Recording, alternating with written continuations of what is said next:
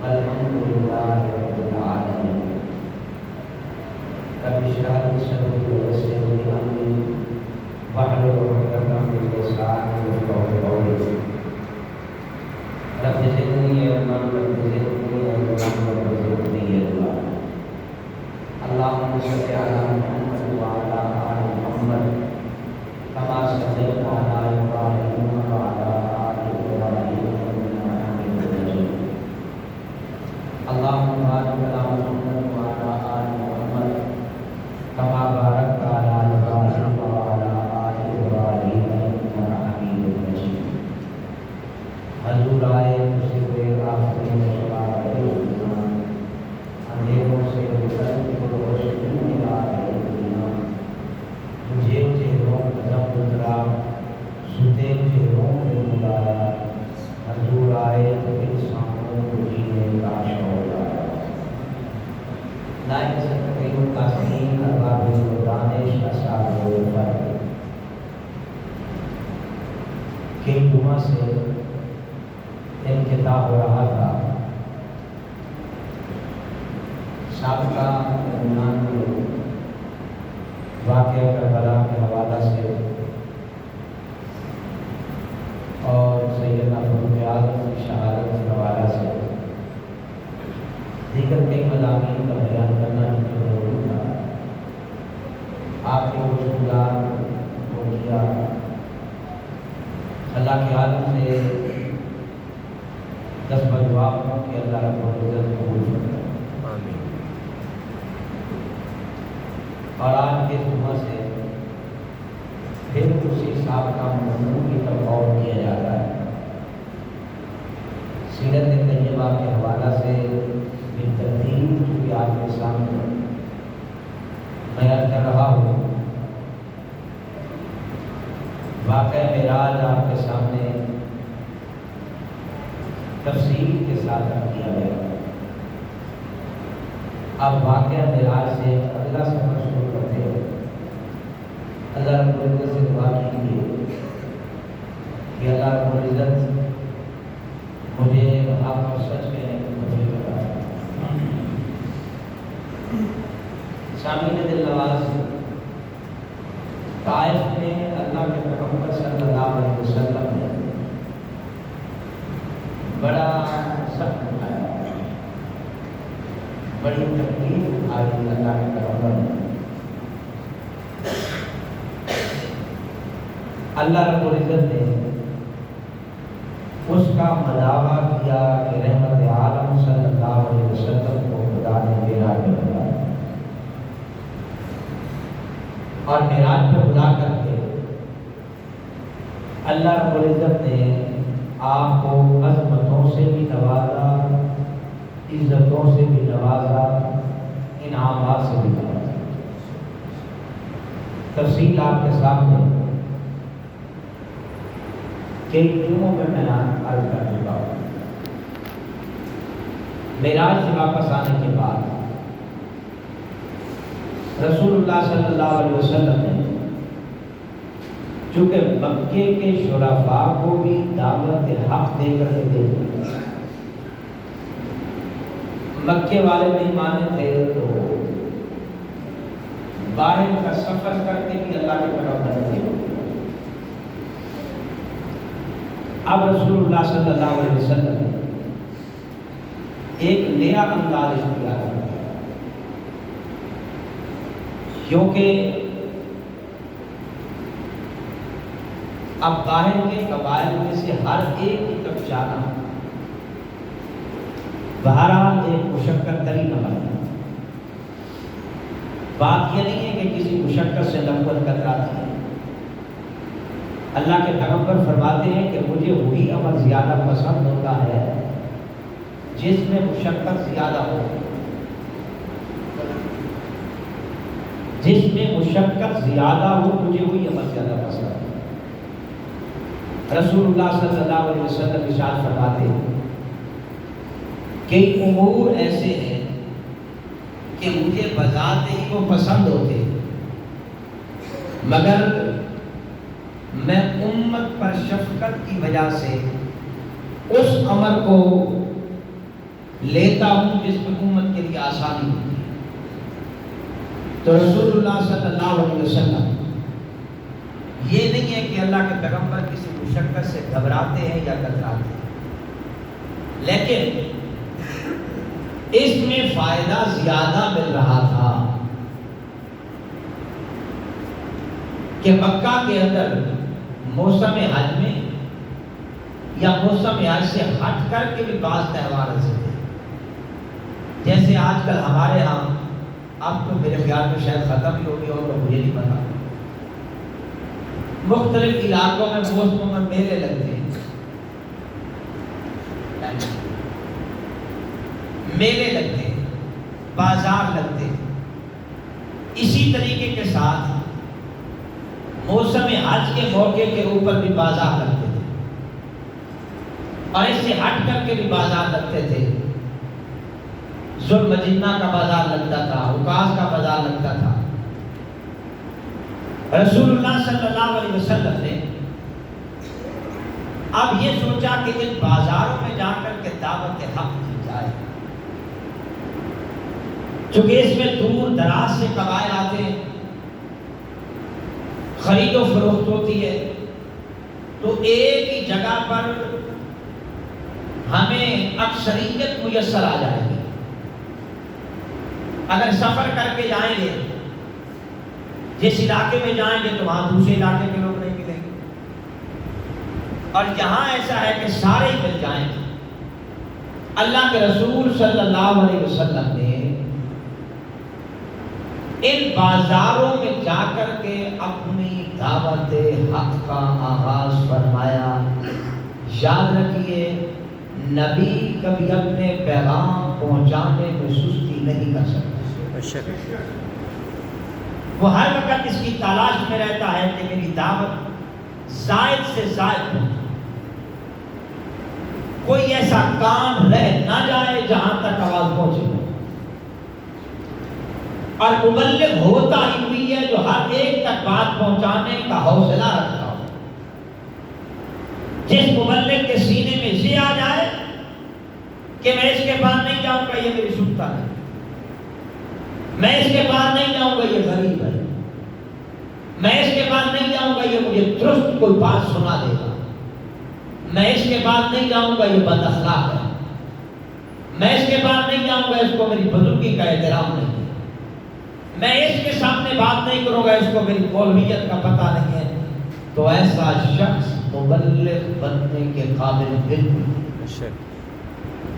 تفصیل نہیں جاتا ہوں، جلالین کے حاشیے میں مبلغ کے لیے 10 شرطیں لکھی ہیں، 10 شرائط جس شخص میں ہو وہ بندہ مبلغ بنے، کہ یہ شرائط میں سے ایک شرط یہ بھی ہے مبلغ بننے کی کہ اس کے دل میں خدا کے علاوہ کسی کا ڈر نہ ہو، اور جس آدمی کے دل میں رب کے علاوہ کسی اور کا ڈر ہے، بندے سے ڈرتا ہے، لوگوں کی چودراہٹ سے ڈرتا ہے، لوگوں کی نوابی سے ڈر جاتا ہے، اقتدار کے بدلے تیوروں سے ڈر جاتا ہے، حالات کے رخ کو دیکھ کر کے وہ بدل جاتا ہے، اس سے ہتھ کڑی کا کوئی ڈر آ جاتا ہے، اسے پابند سلاسل ہونے کا کوئی خوف آ جاتا ہے، اسے یہ ڈر آ جاتا ہے کہ اگر میں نے اعلان حق کیا تو اس کے بدلے میں زیادہ سے زیادہ یہ بھی ہو سکتا ہے کہ مجھے صفحہ ہستی سے ہٹا دیا جائے، اور کل کو میری اولاد وہ یتیم ہو کے رہ جائے، میری بیوی بیوہ ہو کے رہ جائے۔ جو بندہ یہ ڈر رکھتا ہے، ایسے بندے کو مبلغ بننے کا کوئی حق حاصل نہیں۔ میرے نال ہی بولو نا، مبلغ وہ بن سکتا ہے جس کے دل میں کسی بھی شخص کا، ذات کا، اللہ کے علاوہ ڈر نہ ہو، وہ مبلغ بن سکتا ہے۔ وگرنہ ہاں بات آئیے تو بات سنا سکتے ہیں آپ، ایک سے سنی دوسرے کو پہنچا دی، ایک سے سنی اگلے کو پہنچا دی، دین کی بات یوں کہنے میں کوئی حرج نہیں، لیکن باقاعدہ مبلغ وہی بنے گا جس کے اندر 10 شرائط ہیں. تفصیلی گفتگو بات میں کریں گے چونکہ میرا مضمون ہو.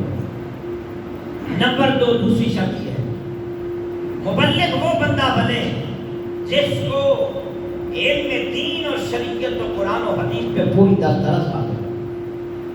مبلغ بن کے کھڑا ہو کوئی بندہ سوال کر دے تو جناب کے وہی ٹانگیں کانپ جائے. ایسا بندہ مبلغ بن کے دین کی خدمت نہیں کر سکتا ہے بلکہ دین کو بدنام اور دین میں شکوک پیدا کرے. تو ارباب انصاف میں نے عرض یہ کیا ہے نبی اپنے پیغام کے پہنچانے میں کبھی سستی کرتا نہیں. تو رسول اللہ صلی اللہ علیہ وسلم اوقاز کے بازار میں گئے, ذوالمجنہ کے بازار میں گئے, لوگوں کے تہواروں کے مواقع پہ گئے اور رسول اللہ صلی اللہ علیہ وسلم ہر ایک کے مجمع میں کھڑے ہو کر کے دعوت دے رہے ہیں لا الہ الا اللہ. اے لوگوں اگر تم فلاح چاہتے ہو اور اگر تم کامیابی چاہتے ہو تو پھر تم لا الہ الا اللہ پڑھو. کہو لا الہ الا اللہ محمد رسول اللہ. کہو بولو پڑھو تو تب تم کامیاب ہو. اللہ کے پیغمبر یہ اعلان کرتے ہیں اور رسول اللہ صلی اللہ علیہ وسلم لوگوں کو کہتے ہیں. یہاں تک کہ اسی بازار میں ایک شخص ہاتھ میں پتھر اٹھاتا ہے اور اللہ کے پیغمبر صلی اللہ علیہ وسلم کو پتھر اٹھاتا ہے اور ساتھ کے ساتھ آپ جس کے پاس جا کر کے بات کرتے ہیں یہ واپس آ کر کے انہی کے پاس بیٹھ جاتا ہے اور آ کر کہتے ہیں کہ خیال کرنا ان کے پیچھے نہ لگ جانا. یہ تو ہمیں اپنے اللہ و اللہ سے ہٹانا چاہتے ہیں. انہوں نے تو ایک نئی بدعت آ کر کے کھڑی کر دی ہے. یہ تو ہمیں گمراہی پہ ڈالنا چاہتے ہیں, یہ تو ہمیں ضلالت پہ ڈالنا چاہتے ہیں. آج کی بات نہیں کر رہا ہوں, ازل سے بات کہہ رہا ہوں کہ باطل ہمیشہ حق کو باطل کہتا ہے, گمراہ ہمیشہ حق کو گمراہ کہتا ہے. غلط رستے پہ جانے والا صحیح رستے کو غلط رستہ بتاتا ہے.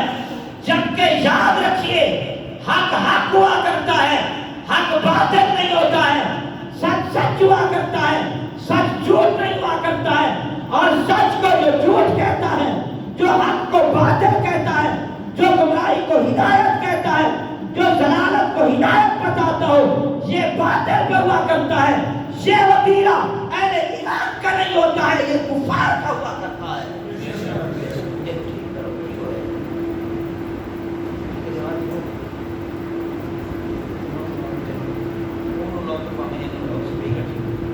بات سمجھ میں آئیے؟ تو یہ جو پیچھے پیچھے آ کر کے کہتا جا رہا ہے, پوچھا گیا یہ کون ہے, بتایا کہ یہ ابو لہب ہے یعنی عمہ, یہ انہی کا چچا ہے جو آگے آگے نوجوان دعوت دے رہا ہے اور پیچھے پیچھے اسی کا چچا ہے جو لوگوں کو بتاتا ہے. لیکن رسول اللہ صلی اللہ علیہ وسلم اپنی بات برابر کرتے جا. اللہ کے پیغمبر صلی اللہ علیہ وسلم مطلق اس کا احساس نہیں کرتے ہیں, اس کی مطلق پرواہ نہیں کرتے ہیں کہ لوگ مجھے جواب کر دیں گے. یہاں تک کہ بنو عامر بن صعصع کے پاس جہاں ان کا خیمہ لگا تھا ان کے پاس صاحب کا جمعہ میں اوپر آواز ہونی تھی, پتہ ہے؟ تو بنو عامر بن صعصع کے پاس گئے. بنو عامر بن صعصع کا سردار سامنے آیا. حضور نبی کریم صلی اللہ علیہ وسلم نے اپنی بات تو ان کا سردار کہنے لگا, بات کو سنا, آپ کیا کہتے ہیں؟ اللہ کے پیغمبر صلی اللہ علیہ وسلم نے ان کی بات کو شامل فرمائی کہ میں تمہیں یہ کہتا ہوں کہ اللہ رب العزت نے مجھے نبی بنا کر کے بھیجا ہے اور مبعوث کیا ہے. میں تمہیں کہتا ہوں اللہ کے ساتھ شرک کرنا چھوڑ دیں اور مجھے اللہ کا پیغمبر. جو کچھ میں تمہیں دیتا ہوں اس پہ عمل کرو, جس سے روکتا ہوں اسے روکو. تو بنو عامر بن صعصع کے سردار نے کہا ہم آپ کے ساتھ مل جاتے ہیں, آپ کے ساتھ رہیں گے, آپ کے ساتھ چلیں گے, مگر ایک شرط. شرط ہماری یہ ہے کہ کل کو آپ کے جانے کے بعد پھر یہ سرداری آپ ہمیں دیں. پھر اپنا خلیفہ آپ نے ہمیں بنا، آپ کی سیٹ کے اوپر پھر ہم۔ رسول اللہ صلی اللہ علیہ وسلم نے فرمایا یہ میرے اختیار میں نہیں، یہ فیصلہ خدا نے کرنا۔ یہ فیصلہ کس نے کرنا ہے؟ اللہ نے یہ فیصلہ کرنا ہے، یہ فیصلہ میں نے نہیں کرنا ہے۔ رسول اللہ صلی اللہ علیہ وسلم نے کلیئر کر کے بات کو کہا کہ میرے جانے کے بعد میری سیٹ پہ کون بیٹھے گا، یہ فیصلہ کون کرے گا؟ اللہ کرے گا۔ اس لیے مسیلمہ کذاب کا جب پیغام آیا تھا میں آپ کے ساتھ ہوں اور آپ کے ساتھ چلوں گا، اس شرط کے ساتھ کہ آپ اپنا خلیفہ مجھے بنائیں گے۔ احمد رحمت کائنات کے ہاتھ میں اس وقت چھڑی تھی، اللہ کے پیغمبر نے فرمایا اگر تم یہ کہے کہ یہ چھڑی مجھے دے دی جائے تو میں مصطفیٰ کے لیے یہ چھڑی بھی دینے کو تیار ہوں۔ کیوں؟ اس لیے کہ دین شریعت میں جس نے آنا ہے بغیر لالچ کی، یہ لالچ کی جگہ نہیں، یہاں لالچ کر کے نہیں آنا کہ ہمیں یہاں کوئی دولت ملے گی، ہمیں کوئی ثروت ملے گی، ہمیں کوئی بادشاہت ملے گی، ہمیں کوئی یہاں خلافت ملے گی، نہیں، اسلام کے لیے اس لیے آنا ہے کہ اللہ نے اگر ہماری نجات رکھی ہے تو شریعت اور دین و اسلام میں رکھی۔ رسول اللہ صلی اللہ علیہ وسلم نے فرمایا کہ اس کا فیصلہ میں نے نہیں کرنا۔ تو بنو عمرو بن صعصع کے سردار نے یہ کہا ٹھیک ہے جی، اگر یہ بات ہے تو پھر اس کا مطلب یہ ہوا مارے ہم کھائیں، آپ کے دفاع میں سینے ہمارے چھلنی ہوں، دولت و ثروت ہماری لگے، زخمی ہم رہیں اور کل کو سردار کی اور بن بیٹھے۔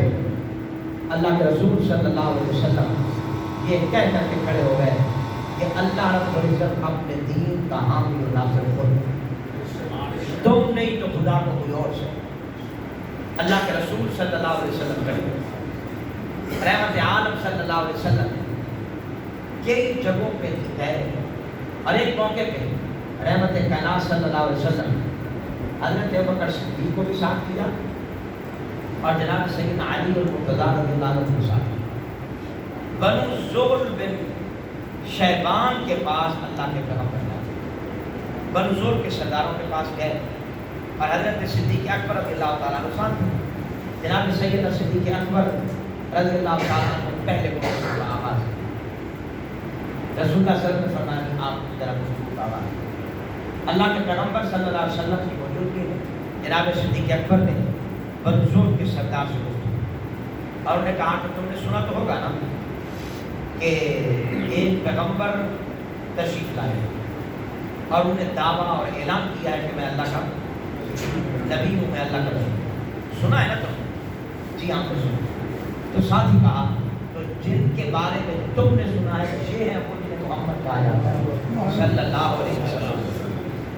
یہ آپ سے گفتگو کرنا چاہیے۔ اللہ کے رسول صلی اللہ علیہ وسلم اب آگے ہوئے تو رسول اللہ صلی اللہ علیہ وسلم انہیں اپنی طرف متوجہ اور متوجہ کر کے رسول اللہ صلی اللہ علیہ وسلم نے اپنی بات کا آغاز کیا اور فرمایا کہ تم اس دین اسلام کی مدد و نصرت کے لیے کھڑے اور میں تمہیں اپنی مدد و نصرت کی دعوت دی۔ میں نے اپنی بات کو قریش مکہ کے آگے رکھا تھا لیکن قریش مکہ نے میری بات کو تسلیم نہیں کیا اور اللہ اپنے دین کا خود محافظ ہے اور حامی و ناصر ہے۔ اللہ رب العزت کو اگر قریش نے نہیں مانا اور وہ اس سے مستغنی ہو گئے حق کی آواز سے اور حق کی جو ہے نا بات کو ماننے سے، اللہ کی اور پکڑا گیا۔ رسول اللہ صلی اللہ علیہ وسلم نے جب یہ بات کی تو ان کے سردار نے یہ کہا کہ ہماری یہ بات آپ نے اور ٹائم اور مجلس کے لیے نہیں ہے کہ ہمارے سرداروں میں آپ بات کریں، مگر ایک بات یہ ہے ہمارا چونکہ معاہدہ کسریٰ شاہ ایران سے پہلے سے چل رہا ہے، اس لیے ایک تو ہم کوئی نیا معاہدہ اب آپ سے وعدہ کرتے نہیں کریں گے، آپ کے ساتھ پہلے بات ہوگی تو پھر کوئی وعدہ ہوگا، اور دوسرا وعدہ بات یہ ہے ہم اپنے سرداروں اور ساری قوم میں بھی یہ بات کریں گے، اور تیسری بات یہ ہے کہ اگر ہم اب سے کوئی آپ کے ساتھ عہد کر لیتے ہیں تو کسریٰ کے ساتھ لگا ہوا ہمارا عہد و پیمان وہ بھی اس سے خائن جو ہے نا وہ محسوس کرے گا، مسائل پیدا ہوگا۔ اس لیے گویا دبے لفظوں میں انہوں نے ٹائم مان لیا، وقت دے، اور ساتھ ہی کہا کہ اے قریش والے بھائی یہ بتاؤ آپ کہتے کیا ہیں، آپ کی دعوت کیا ہے، آپ کا پیغام کیا ہے؟ تو رسول اللہ صلی اللہ علیہ وسلم نے قرآن پاک کی اس آیت کی تلاوت کی، اس قرآن پاک کی آیت کا ایک لفظ کو سنا، فرمایا قل تعالوا اتل ما حرم ربکم علیکم۔ اللہ تعالیٰ فرماتے ہیں کہ میرے پیغمبر کہہ دیجیے تعالوا، ادھر آؤ، ادھر آؤ، اتل ما حرم ربکم علیکم، میں تم پر تلاوت کروں وہ جو تمہارے رب نے تمہارے پر حرام کیا۔ سمجھ آیا ترجمہ؟ اللہ تشرکوا بہ شیئا، کہ تم اپنے رب کے ساتھ کسی کو شریک نہیں کرو۔ نمبر 2 وبالوالدین احسانا، اور تم اپنے والدین کے ساتھ حسن سلوک کرو۔ نمبر 3 ولا تقتلوا اولادکم من املاق، اپنی اولاد کو رزق اور غربت کے ڈر سے قتل بھی نہیں کرو۔ اس لیے ہمیں کھلانا پڑتا ہے، کہاں سے کما کے لائیں گے، کہاں سے ان کو دیں گے؟ کرتا ہوں بات اس پہ، ایسا بھی نہ کرنا۔ کیوں؟ نحن نرزقکم وإیاہم، رزق کی ذمہ داری تمہارے پاس نہیں، تمہاری نسل کو کھلانے والے بھی ہم ہیں اور تمہیں دینے والے بھی ہم ہیں۔ سمجھ آئے گی بات؟ فلا تقربوا الفواحش ما ظهر منها وما بطن، کسی بھی بدی کے قریب نہیں جانا ہے، چاہے بدی کا شکل اچھا ہو یا برا ہو، برائی اندر کی ہو یا باہر کی ہو۔ میں کہا اس پہ کہنا چاہوں گا کہ برائی چاہے ظاہراً میں بری ہو یا ظاہراً میں تمہیں بری نہیں لگ رہی ہے، ظاہراً اس کا بڑا اچھا ہے لیکن اندر اس کے خباثت ہے۔ اللہ کے قرآن نے کہا ہے کہ تم نے برائی کے قریب تک نہیں جانا، برائی کے قریب نہیں جانا۔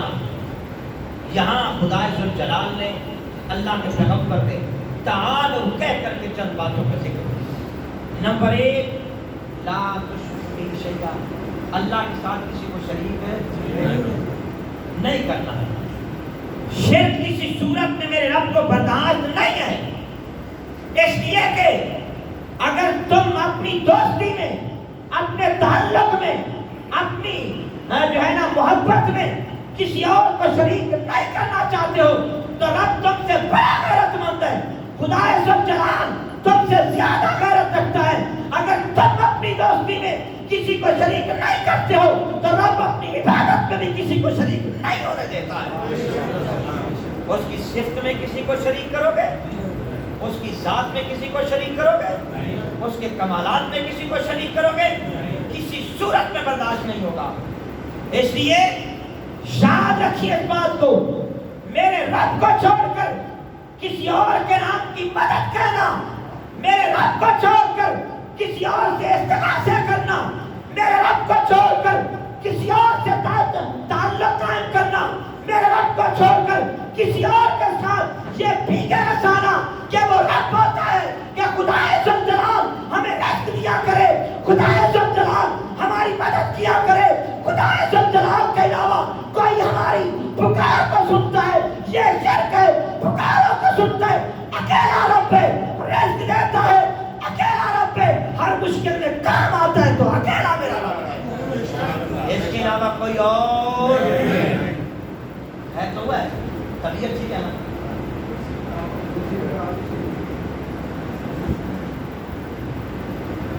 ایک تو مجھے افسوس اس بات کا ہے کہ میرے بزرگوں کو چوٹ نہ آئے، اور جگہ اس واسطے ایک کرسیاں جا سکتے بندے تلے رہ کے نمازاں بھی پڑھ سکتے، ان کرسیوں کو ختم ہونا چاہیے، الا یہ کہ جو بہت زیادہ مجبور آدمی ہے اس کا میں کچھ نہیں کہتا ہوں، میں یہ مسائل پہلے بتا دوں۔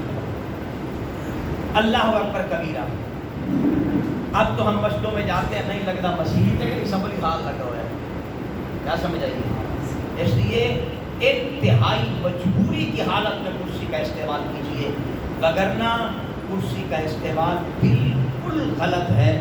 کرسی تب آپ استعمال کریں جب آپ زمین پہ بیٹھیں اور اس کہ بندے کے علاوہ کسی اور کے سہارے کے علاوہ نہیں اٹھ سکتے تو آپ کرسی استعمال کیجیے، اب آپ کی بندی، وگرنہ ہمارے لیے جو نماز میں بیٹھنے کا حکم ہے وہ اصل یہ ہے کہ ہم زمین پہ بیٹھ کر کے نماز پڑھیں۔ بات سمجھ آ رہی ہے؟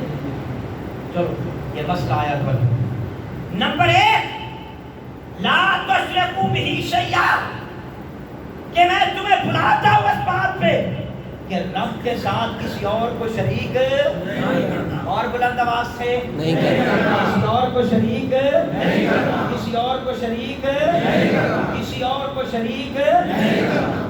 تو یہ جو ہمارے عقائد خراب ہو چکے ہیں، جو ہمارے نظریات خراب ہو چکے ہیں، ہم اپنے رب کا دروازہ کیا چھوڑ نہیں چکے؟ بولتے نہیں یار، خدا کا دروازہ ہم چھوڑ نہیں چکے؟ 99% ہماری آبادی، یا 95 تو ضروری کہہ لیں، 95% ہماری آبادی وہ ہے کہ جن کو اگر توحید کا مسئلہ سنایا جائے تو اسی وقت الٹی آ جاتی ہے، اسی وقت اس کو قے آنی شروع ہو جاتی ہے۔ نہ کیوں؟ میرے پیغمبر اس لیے دنیا پہ آئے تھے کہ ہم ان کا کلمہ پڑھ کے مشرک بنتے رہے، ہم ان کا کلمہ پڑھ کر کے غیر کے سامنے سجدہ روتے رہے، ان کا کلمہ پڑھ کے مدد کسی اور سے مانگتے رہے، ان کا کلمہ پڑھ کر کے ہم کسی اور کے دروازے پہ ہم اپنے باتوں کو ظاہر کرتے رہے۔ قتل اس کی اجازت نہیں ہے، ایسا منافق کیا کرتے، کلمہ پیغمبر کا پڑھے پھر مشرک بن کے مرے، پیغمبر کا کلمہ پڑھے مدد غیروں سے مانگتا رہے، کلمہ پڑھے اور غیروں کے دروازے پہ جا کے باتیں رگڑتا رہے، ایسے بندے کو مومن نہیں کہا جاتا، منافق کہا جاتا ہے۔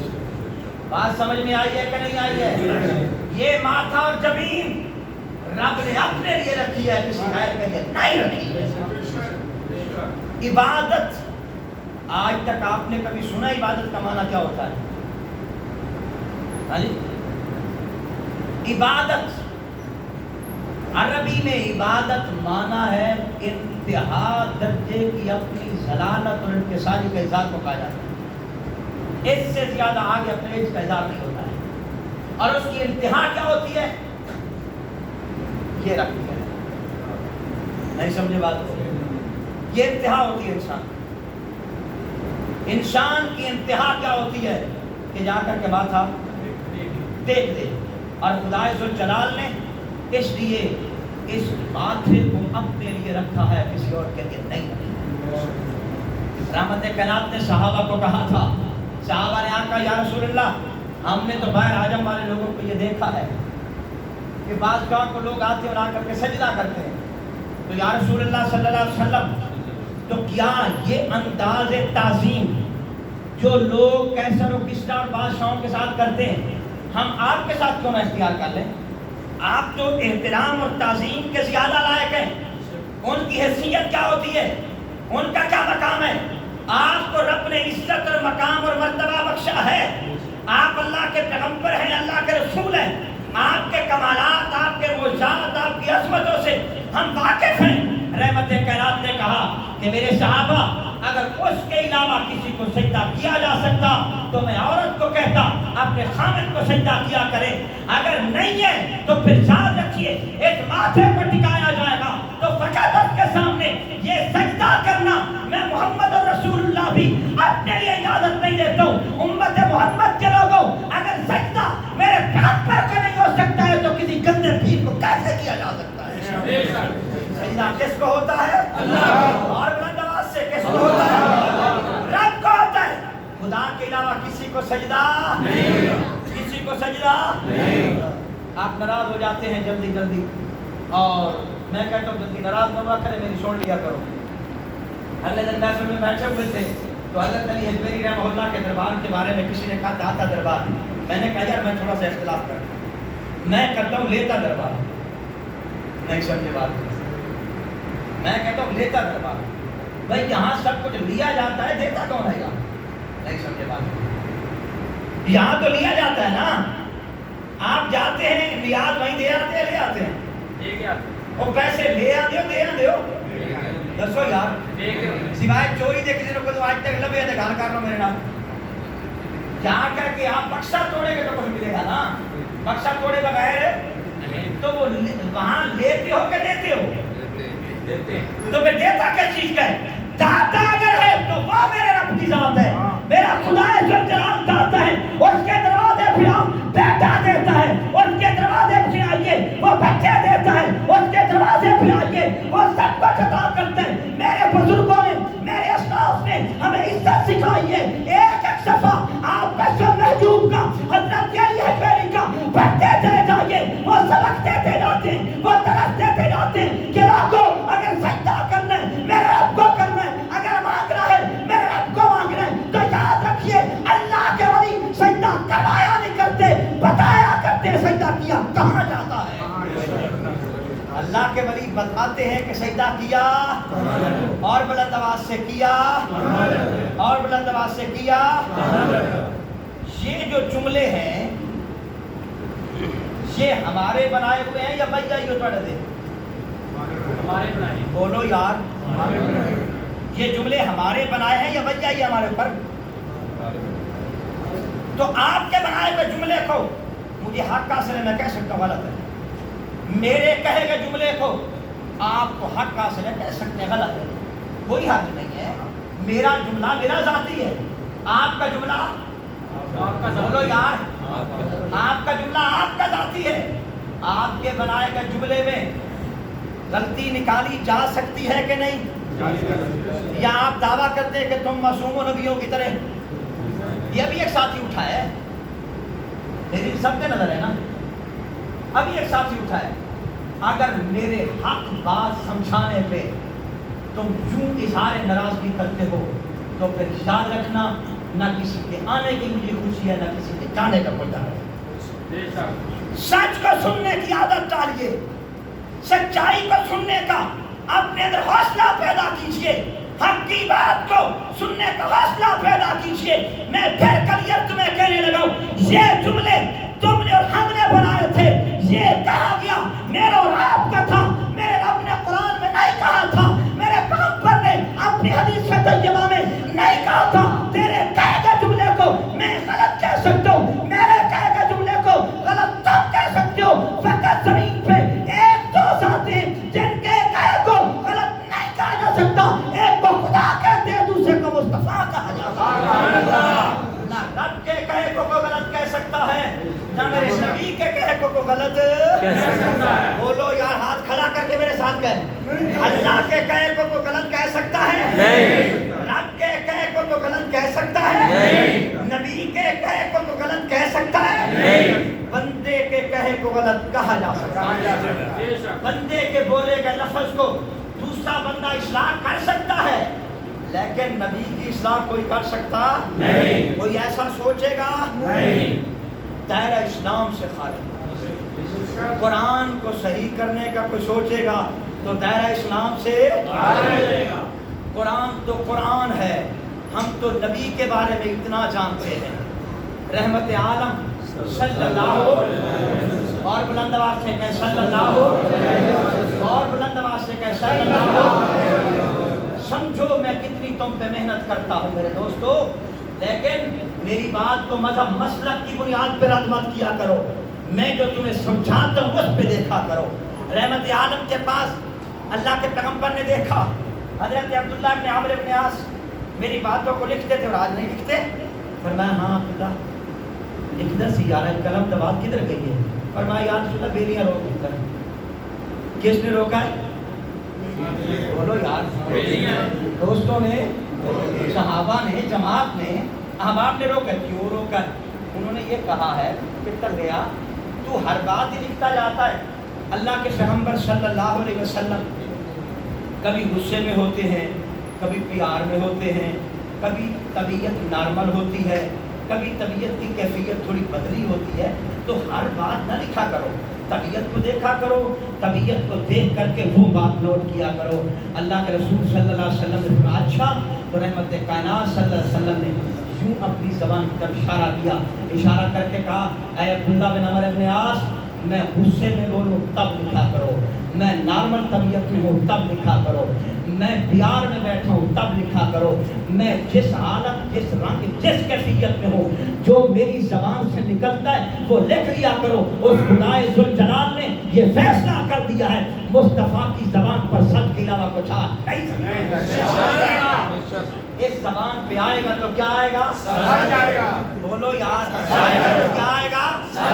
سچ آئے گا. رب کا قرآن مجھے اور تجھے کہتا ہے تعالو ادھر آ. کدھر جاتا ہے پوچھا کے؟ کہاں جا رہا ہے تو؟ تعالو ادھر. اور یہ انداز کہ ادھر آ، یہ کس کے لیے ہوتا ہے؟ بیگانوں کے لیے؟ بولو، یہ کس کے لیے ہوتا ہے؟ جس کو آپ جانتے نہیں، جس کا آپ سے تعلق نہیں. اگر آپ کھڑے ہو کے کہیں ادھر آ، اس نے واپس منہ کر کے آپ کو کہنا ہے تمیز سے بات کیا کرو. تمہیں جرت کیسے ہوئی ہے کہ تم مجھے یوں بلاتے ہو؟ اور زیادہ آکر خان ہوگا تو کہے گا تمہیں پتا کوئی نہیں میں کون ہوں نا. اس سے بڑا آگے چلا جائے گا تو کہے گا کاٹ کر کے کہے گا آئے دیکھ نا میں تھانے دار ہوں، تھانے دار، خبردار میرے ساتھ تمیز سے بات کیا کرو. یہ انداز کا ادھر آ بیگانوں کے ساتھ نہیں ہوتا ہے. کس کے ساتھ ہوتا ہے؟ بولو، کس کے ساتھ ہوتا ہے؟ اپنوں کے ساتھ ہوتا ہے. اور خدا کی مخلوق میں، انسانوں میں، جنوں میں، انسانوں میں، ملائکہ میں، خدا کی مخلوق کے ایک ایک ایک فرد میں اللہ کا کوئی بیگانہ نہیں. اللہ کا کوئی بیگانہ نہیں. اللہ کا کوئی بیگانہ نہیں. اللہ کے سارے اپنے. بیگانے اس وقت ہو جاتے ہیں جب اسے چھوڑ دے. تو پھر خدا کہتا ہے جب تم نے مجھ سے تعلق کاٹا ہے میری مہلت تجھے تیرے مرنے کے وقت تک دوں گا، حتیٰ کہ تیری موت کے دن تک تجھے مہلت دیتا جاؤں گا. یہ مجھ خدا کی رحمت و شفقت ہے. میں پھر تجھے کہتا جاؤں گا تعالو تعالو تعالو، ادھر آ ادھر آ ادھر آ، میری سن لے. یہاں تک کہ جب تو نہیں سنتا ہے اور پھر تیری موت آ جاتی ہے، سانس نکل جاتے ہیں، اب میں بھی اعلان کر دیتا ہوں اس کے پاؤں سے پکڑ کر کے اسے جہنم میں گھسیٹ دیا جائے. ربا اب تیری رحمت کہاں چلی گئی ہے؟ اب تیری شفقت کہاں چلی گئی ہے؟ تو خدا جلال جواب دے کے کہتے جب تم نے مجھے بلایا تھا میں رب نے بھی تمہیں بلا ڈالا ہے، جاؤ اب تمہیں کون یاد کرنے والا ہے. تو خدا کیا کہتے ہیں؟ تعالو ادھر آؤ. کوئی ایک جملہ تو یاد کر لو نا. تعالو کیا مانا ہے؟ ادھر آؤ. کیا حضور پھر آگے کیا کہتے ہیں؟ اتل ما حرم. کس لفظ کے پیار کو دیکھیں ذرا، لفظ کے پیار کو دیکھیں. ادھر آؤ. اتل ما، میں تلاوت کرتا ہوں، میں تلاوت کرتا ہوں تمہارے اوپر ما حرم ربکم، جو تمہارے رب نے تم پر حرام کیا ہوا. ذرا سا بھی اس میں اگر کمی کر گئے تو یکدم دیکھ لینا خطرے میں چلے جاؤ گے. پہلی بات لا تشرکوا بہ شیئا، اللہ کے ساتھ کسی کو شریک کرنا نہیں. بولو، اللہ کے ساتھ کسی کو شریک کرنا نہیں. اللہ کے ساتھ کسی کو شریک کرنا نہیں. تعویذ لیتے ہیں آپ جا کر بزرگوں سے، کسی صاحب سے آپ تعویذ لیتے ہیں جا کر، تو تعویذ لینے میں یہ عقیدہ اور نظریہ بنایا تھا کہ یہ فقط ایک طرز علاج ہے. اس کاغذ میں رکھا کچھ نہیں، یہ علاج ہے. میں اسے روک نہیں رہا ہوں، یہ علاج ہے. جیسے تم نے ڈاکٹر سے دوائی لی ہے تو ڈاکٹر کو خدا سمجھ کے لیے، تو جب تم نے تعویذ لیا ہے تو اس کو بھی کیا سمجھ کے لینا ہے؟ طبیب سمجھ کے لینا ہے. اور دینے والا بھی یہ مت کہہ دے کہ میرا تعویذ کیا تو ہرے بھرے ہو جاؤ گے. ایسے کو مشرک کہا جائے گا. ایسے کو نہ میں پیر سمجھتا ہوں، نہ میں ولی سمجھتا ہوں، نہ میں مولوی سمجھتا ہوں. جب ڈاکٹر اس بات کا دعویٰ کرے کہ میری دوائی سے شفا آتی ہے، میں اسے بھی مشرک جانتا ہوں. ڈاکٹر دوائی دیتے ہوئے مریض کو یہ بتلائے اور پیر طبیب دیتے ہوئے مریض کو بتلائے کہ کاغذ کی پرچی میں کچھ نہیں، اگر کرے گا تو وہ اوپر والا ہی سب کچھ کرے گا.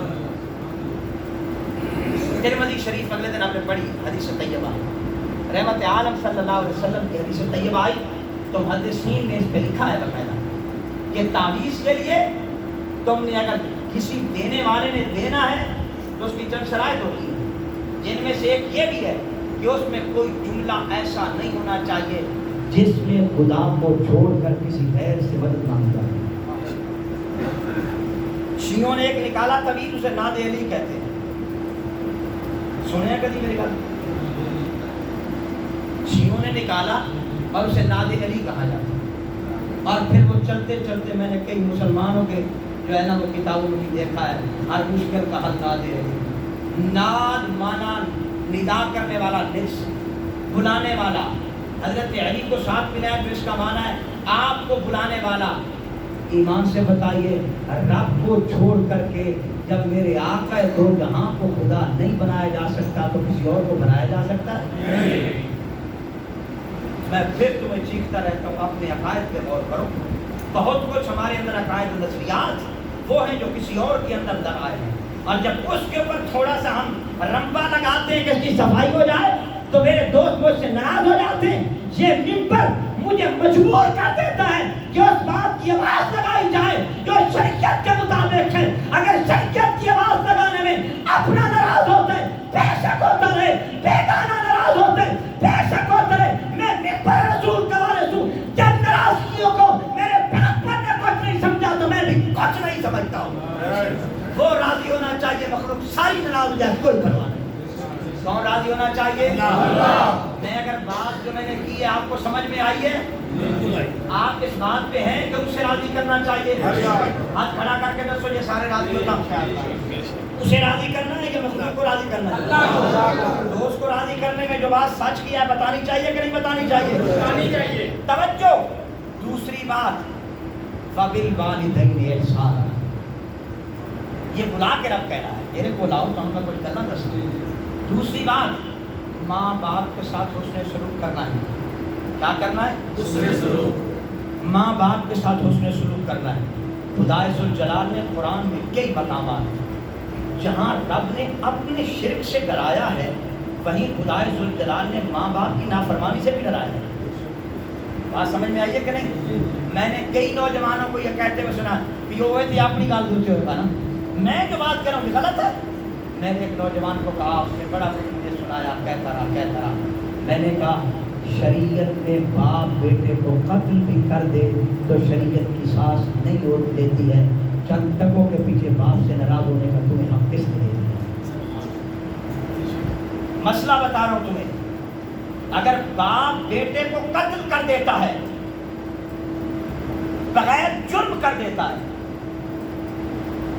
بغیر خطا کر دیتا ہے شرع میں باپ سے قصاص نہیں لیا جاتا. باپ سے قصاص کیوں نہیں لیا جاتا؟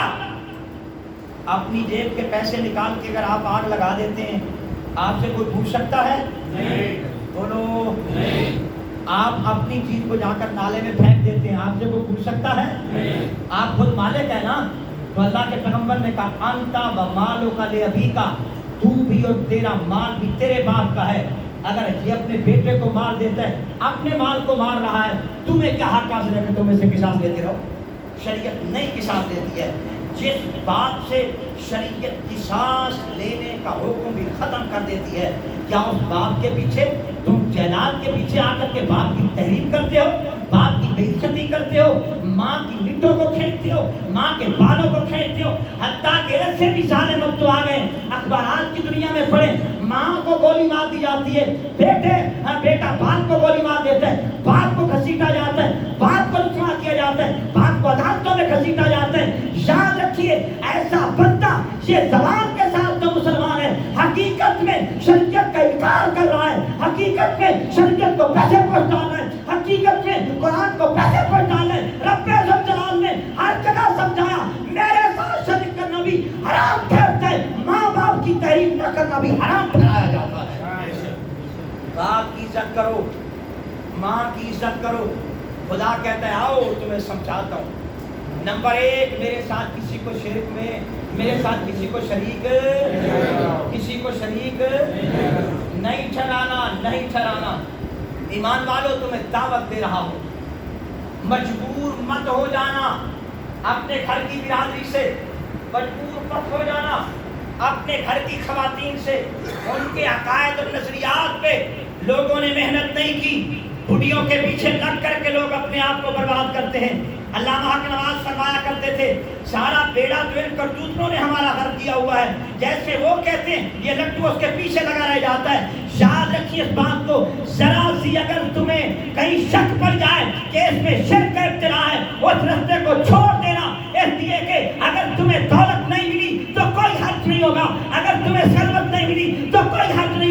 اگر تمہارا علاج نہیں ہوا تو کوئی حرج نہیں ہوگا. اور رب ذوالجلال کے بعد مرضوں کسے تھے؟ میرے رب کے پاس ہے دولتوں کے خزانے، میرے رب کے پاس ہے عزتوں کے خزانے، میرے رب کے پاس ہے. دولت آنا ضروری نہیں، شرک سے بچنا ضروری ہے. شرک سے بچنا ضروری ہے. اس لیے کہیں بھی اگر کہیں شک پڑنے لگے کہ یہ رستہ شرک کی طرف جاتا ہے، اس رستے پہ جاؤ گے نہیں، جاؤ گے نہیں، جاؤ گے نہیں. عمل کرنا چاہیے. میں نے ایک حدیث بیان کی تھی، میں نے کہا ہر فرض نماز کے بعد 10 دفعہ سورۃ اخلاص جو بندہ پڑھتا ہے، امتحان کی ضرورت خاص ہے، تو ایسا کرنے سے جنت کے 8 دروازے کھلے ہوتے ہیں. وہ بندہ جدھر سے جائے داخل ہو جائے، ادھر سے آ جا. میری اس بات پہ کتنے بندوں نے عمل کیا؟ ہاتھ کھڑا کرو ذرا. نہیں میں گرینڈ ہے، کھڑا کرو. 1 2 3 4 5 6 7 8 9 10 11 اور 12. مجمع کتنا ہوتا ہے؟ نہیں 100 تو نہیں پتا، تقریباً 200 کے قریب تو بندے ہوتے ہوں گے نا. اس سے کچھ زیادہ ہی ہوگا. نہیں ہوں میں مالش کروں نہیں آپ مجھے کچھ کہنے دیے. 200 بندے کا مجمع ہوتا ہے اور 200 بندے پہ میں نے کہا اس پہ عمل کرنا چاہیے. اور وقت کتنا لگتا ہے یہ بھی انہی لوگوں سے پوچھ لیجیے. اگر ہم لوگ اتنا بھی وقت نہیں دے سکتے ہیں تو پھر میرے دوستو ہمیں انجیکشن لگا کے چیک کرنا چاہیے کہ کیا خون کی رنگت باقی ہے کہ بدل تو نہیں گئی ہے. جو قوم سورہ اخلاص 10 دفعہ نہیں کر سکتی ہے، یہ نکلیے کشمیر فتح کرنے لگے. نہیں سمجھے بات کو؟ یہ کشمیر فتح کرے گی، یہ دنیا پہ راج کرے گی. جنہوں نے دنیا پہ راج کرنا تھا انہوں نے اپنے رب کے بھروسے پہ آغاز کیا، اور ایسا آغاز کیا کہ انہوں نے پوری دنیا کو زیر کر دیا اس خدا ذوالجلال کی قدرت سے. اور میرے رب نے اس جرنیل کو بھی دکھایا ہے اور اس سے بھی بتایا ہے جو یوں مکے لہرا کے کہہ رہا تھا جنرل مشرف کہ طالبان تمہارے دن گنے جا چکے ہیں. وہ رب کہہ رہا تھا میں تجھے ذلیل بھی کروں گا، کسی بستر پہ ڈالوں گا اور تیری آنکھوں سے دکھاؤں گا. جسے تو کہتا ہے دن گنے جا چکے ہیں میں تجھے دکھاؤں گا. میں سنا کرتا تھا، آپ بھی سنتے تھے، یہاں بیٹھ آ کر کے لوگ نعتیں پڑھا کرتے ہیں کہ وہ چائے شاہوں کو گدا کر دے اور گداؤں کو شاہ کر دے. یہ سنا کرتے تھے، کبھی دیکھا نہ تھا. اور آج ہم نے دیکھا ہے اللہ رب العزت نے طالبان افغانستان کو فتح عطا کر کے بتایا ہے کہ جو وقت پہ بھروسہ کر کے نکلتا ہے پھر کسی کی دولت بھی کام نہیں آتی ہے، کسی کے آلات حرب بھی کام نہیں آتے ہیں، کسی کے جہاز بھی کام نہیں آتے. رب نے دکھایا ہے کہ گداؤں کو شاہ یوں کرتا ہوں، شاہوں کو میں فقیر بھی یوں کیا کرتا ہوں. اللہ نے کیا ہے کہ نہیں کیا ہے؟ اللہ اکبر کا نعرہ تسی لا دے ہو. سے کہہ دے اللہ اکبر، اللہ اکبر. اللہ بڑا ہے کہ نہیں ہے؟ اللہ بڑا ہے کہ نہیں ہے؟ جنہاں دی یکم محرم الحرام نو 4 پائی مودی پئی ہے، انہاں دی حالے تک سیدھی نہیں ہو رہی کہ وہ آ گئے ہیں نا. نہیں سمجھے؟ ابھی تک یہ ٹینشن پڑی ہوئی ہے. ڈرے وہ جو چور ہے، ڈرے وہ کہ جو زانی ہے، ڈرے وہ کہ جو مجرم ہے، ڈرے وہ جو شریعت کو کمر کرتا ہے، ڈرے وہ جو پیغمبر کے بتائے احکامات کو کمر کرتا ہے. اور اسے نہیں ڈرنا چاہیے کہ جو شریعت کا پابند ہے. اور اللہ رب العزت نے یہ فتح دے کر کے ہمارے دوستوں تمہیں بتا دیا ہے کہ کبھی تمہارے ترے نکال کر کے دعائیں کرنے سے کشمیر نہیں نکلے گا. کبھی تمہارے ہر موقع پہ آ کر کے 5 فروری کو ایک نئے سے نیا گانا چلا دینے سے کشمیر فتح نہیں ہوگا. بولو یار کشمیر فتح نہیں ہوگا. تمہاری ریلیاں نکالنے سے کشمیر فتح نہیں ہوگا. تمہارے لوگوں کے سامنے آ کر کے جھنڈے لہرانے سے کشمیر فتح نہیں ہوگا. کشمیر فتح یوں ہوتا ہے جیسے امریکہ کو فتح کیا گیا ہے. کشمیر فتح یوں ہوتا ہے جیسے نیٹو کو فتح کیا گیا ہے. اللہ رب العزت نے یہ سمجھایا ہے اور بتایا ہے کہ میں فیصلے دولت پہ نہیں کرتا، میں فیصلے کبھی انسانوں کی قوت پہ نہیں کرتا. کم من فئۃ قلیلۃ غلبت فئۃ کثیرہ. میرے رب نے کہا تھا کتنے بڑے کے انہیں مروا دیا ہے. بڑے لشکر زیر ہو کر کے رہ گئے اور کم لشکر والے جو تھے وہ فتح دے دی گئی. وہ دیکھو بدر کے میدان میں اللہ رب العزت نے 313 کو فتح کیے. ایک نام زمین پہ چت ہو گیا. اللہ رب العزت نے یہاں بھی دکھایا آ کر کے پوری دنیا کی فوجیں فتح کرنے آئی تھی. چند ایک طالبان کو میرے رب نے بتایا ہے اگر مجھ پہ بھروسہ ہو تو میں ساری دنیا کو یوں زیر کر کے ان رہنے والے قسم پرسوں کو, ان رہنے والے اللہ کے امید رکھنے والوں کے طالبان کو میں فتح جو دیتا ہوں. امریکہ بھاگتا ہے, انہیں اللہ اکبر کے نعروں کی صدا آ جاتی ہے. لگ رہے ہیں کہ نعرے نہیں لگ رہے ہیں؟ لگ رہے ہیں. اور یہ فتح کیوں ہوئی ہے؟ اس لیے کہ ان میں مشرک کوئی نہیں سمجھے. اس لیے کہ ان میں مشرک آئے گا تو سارا کام خراب کرے گا. مشرک کے آنے کی بڑی نحوست ہے. اس لیے اللہ نے فتح دی ہے کہ وہاں خدائے ذوالجلال نے عزت بخشی ہے. اور ہم ساڑھے کو دا دفعہ اخلاص نہیں پڑھی جاتی.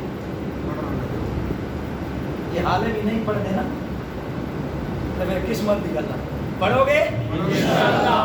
آج کے دن جمعہ کی نماز کے بعد ساروں نے پڑھنی ہے. پڑھو گے نا انشاءاللہ. چلو اس دفعہ جلدی نہ جایا جائے, کچھ نہیں ہوتا. اور ہم سنتے بھی چھوڑ دیتے ہیں. کہاں کہاں میں نشاندہی کرتا ہوں. جمعہ کی نماز کے بعد کی سنتے یہ سنت مؤکدہ ہے. کیا ہے یہ سنت مؤکدہ ہے. اگر کبھی چھوٹ جائے تو معافی ہے, اگر عادت بنا لی جائے گی تو بندہ گناہ گار ہوتا ہے. اور سنت مؤکدہ ہمارے مجموع میں جمعوں میں کسے باشد کہ وہ ابراہیم مسجد ہے یا کوئی اور ہے. آپ بھی عوامی لوگ آدمی ہیں, عوام میں رہتے ہیں. جمعہ اگر 200 بندہ پڑھے گا تو یہ سنت بعد میں زیادہ سے زیادہ پڑھیں گے تو 50 بندہ پڑھے گا. 150 بندہ سنتیں نہیں پڑھتا ہے. اور 150 بندہ اگر سنتیں نہ پڑھتا ہو تو خدا کی رحمت کے بھی فیصلے اتنے جلدی نہیں ہوا کرتے ہیں. میرے دوست, سارا شکوہ رب پہ مت کیا کریں, سارا خدا کے اوپر بوجھ نہ لا دیا کریں, سارا اسی پہ نہ لگ جایا کریں کہ رب ساری سنتا نہیں, میں بیمار ہوں تو بڑے علاج کیا مجھے شفا نہیں ملتی. اندر بھی جھانک کے دیکھیں کہ اس کے ساتھ یاری کتنی لگا کے رکھی ہوئی ہے, اس کے ساتھ تعلق کتنا لگا کے رکھا ہے. اگر 20 منٹ سننے پڑھنے کا آپ کے اور میرے پاس ٹائم نہیں ہے تو پھر خدا کو شکوے کرنے کی بھی ضرورت یہ سنت مؤکدہ ہے. پہلے والی سنتیں بھی سنت مؤکدہ ہیں.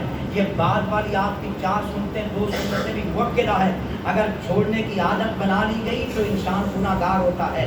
اللہ کے نبی پاک صلی اللہ علیہ وسلم نے ارشاد فرمایا ہے ظہر کی پہلی سنتوں کے بارے میں کہ اگر تمہیں آ کر کے گھوڑے بھی روند ڈالیں تو تم نے یہ سنتیں چھوڑنی نہیں ہے. ہم ٹائم کو دیکھتے رہتے ہیں, جس وقت پوری سوئی کے سوئی چڑھنی ہے ہم نے اس وقت دوڑ کے آ کر کے فجروں میں شامل ہو جانا ہے. سنتیں کہیں جہاں کے تھی.